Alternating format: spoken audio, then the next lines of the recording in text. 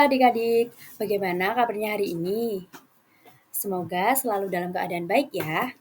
Nah, pada kesempatan kali ini, kakak dan rekan-rekan kakak akan menjelaskan suatu materi di jenjang SMP dan MTS sederajat, yaitu tentang materi topik analisis data dan peluang, khususnya pada materi pemusatan data, serta bagaimana sih asesmen formatifnya. Nah, oleh karena itu, agar kalian bisa memahami materi dari pemusatan data ini, silakan simak video ini dari awal sampai akhir dan perhatikan dengan baik ya. Semangat! Sebelum melanjutkan ke pembahasan materi, izinkan kakak untuk memperkenalkan anggota dari kelompok kakak. Yang pertama, saya Hana Nikmatul Rizky dengan akhiran NIM 090, kemudian Saya Putri Purnamasari Aura Effendi dengan NIM 166. Perkenalkan, saya Muhammad Afifuddin dengan NIM 190. Saya Dina Putri Nurlailia dengan 3 digit NIM terakhir 256.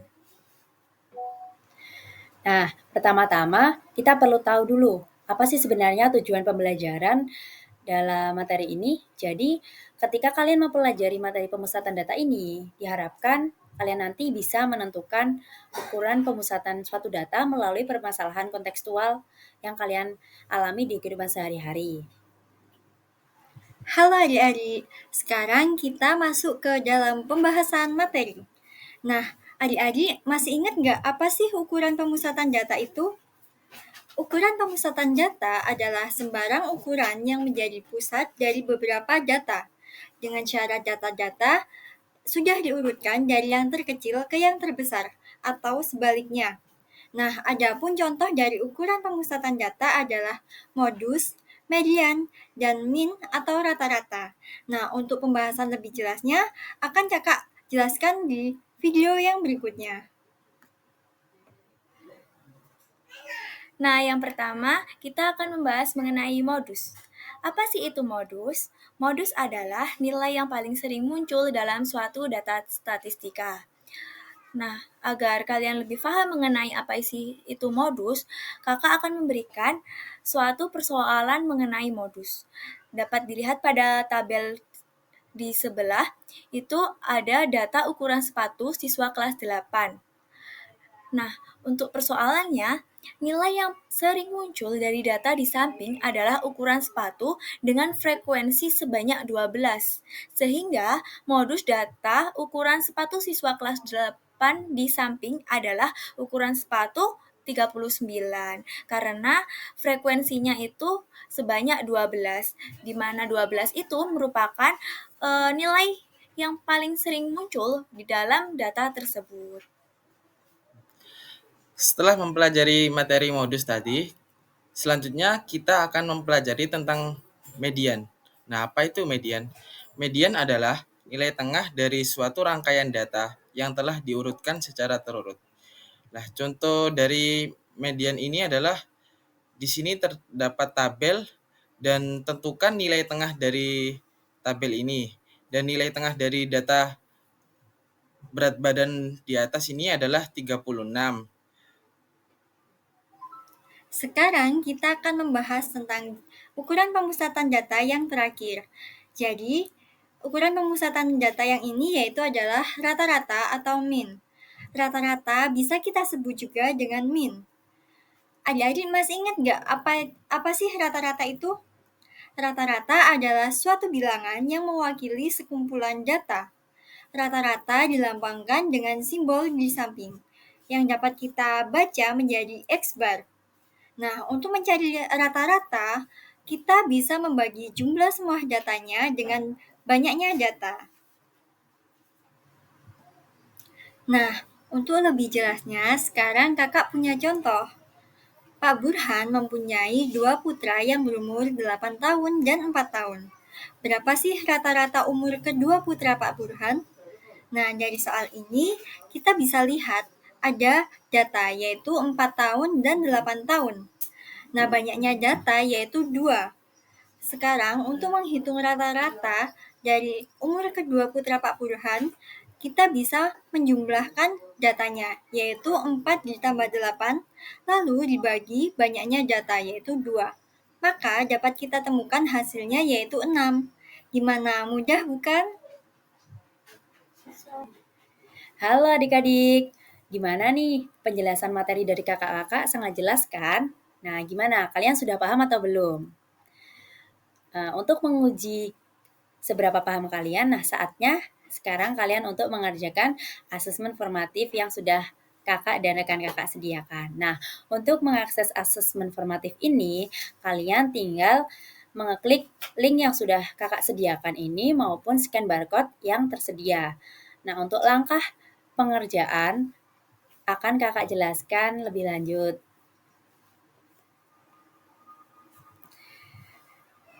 Nah, adik-adik, setelah kalian mengeklik link yang sudah kakak berikan tadi ataupun scan barcode, nah kalian akan masuk ke dalam web seperti ini, yaitu web dari WordWall yang tulisannya adalah Asesmen Formatif Pemusatan Data Statistika untuk kelas SMP kelas 8. Nah, untuk mengisinya kalian perlu mengisi data diri tersebut terlebih dahulu. Misalnya ini, nama kakak Hana Nikmatul Rizki. Nah, kemudian klik tombol start, akan muncul loading. Akan muncul judul seperti tadi, kemudian kalian klik lagi yaitu start. Setelah itu, akan muncul papan spin it. Nah, papan ini itu akan berisi 5 soal yang harus kalian kerjakan pada asesmen formatif kali ini. Nah, bagaimana sih Kak cara kerja dari asesmen formatif ini? Caranya adalah kalian klik spin it, maka akan berputar itu papan spinnya dan menunjukkan satu soal yang harus kalian jawab. Nah, ini misalnya seorang pedagang menjual buah setiap hari selama seminggu. Berikut adalah data jumlah buah yang terjual dalam kilogram. Ada 55, 65, 45, 75, 65, 55, 60. Kemudian, berapakah rata-rata jumlah buah yang terjual per hari? Nah, untuk pengerjaan ini, ayo kita ingat-ingat dulu. Kita kerjakan bersama-sama ya. Nah, dari soal tadi, kita memperoleh beberapa data kan? Apa aja tadi? Yaitu data buah yang dijual setiap hari oleh pedagang itu.